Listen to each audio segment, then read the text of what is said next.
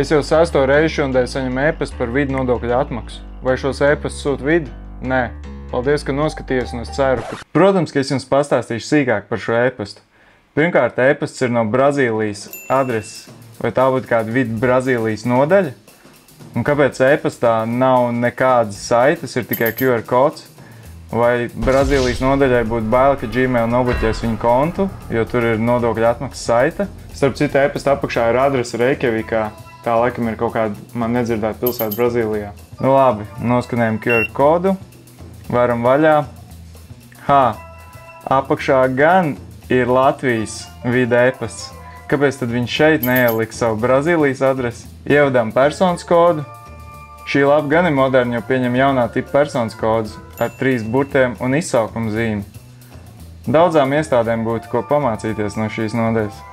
Tālāk atverās lapa, kur man vēlreiz jāvada personas kods. Kas notiek?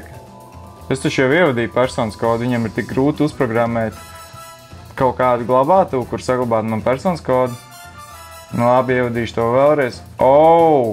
Šoreiz gan ir jāievada vecmodīgais ciparpersonas kods.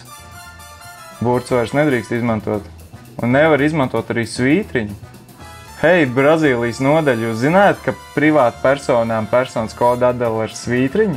Paga, kas te tikko parādījās lapas apakšā? Kaut kāda kļūda. Kas notika? Labi, paskatīšos kodu. Hei, jums kaut kas nav kārtībā ar Google atslēgām. Sadodiet saviem programmētājiem pa pakaļ. Starp citu, vakances iepirkumu par mums atver Latvijas vidu lapu. Kāpēc tās neatver starptautisko vidu lapu mygovidlv.com, kas, kā es noprotu, ir šīs Brazīlijas nodaļas lapa?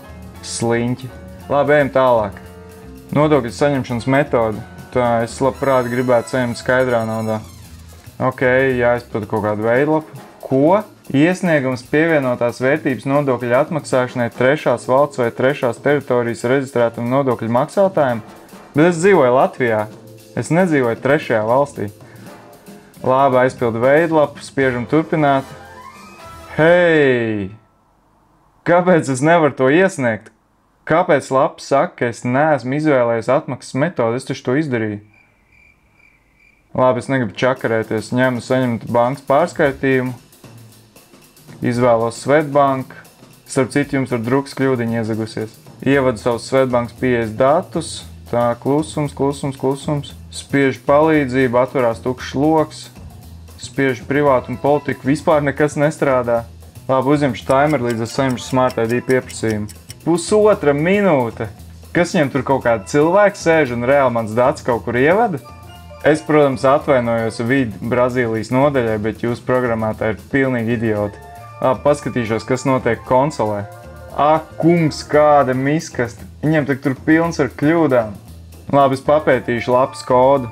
Paga, kāpēc personas kods saucās e-mail un kāpēc telefona numurs saucās name? Kas viņam programmētāji ir ne tikai idioti, bet arī analfabēti? Te es redzu, ka jūs glabājat lokālos datus uz manu datoru, lai gan es neesmu devis atļauju, bet nu labi. Starp citu, ja šis mainīgais ir 1, tad man vairs neprasa ievadīt personas kodu lapas sākumā. Ja 0, tad prasa, kas ir loģiski. Bet ja tur ir 2, tad man arī prasa.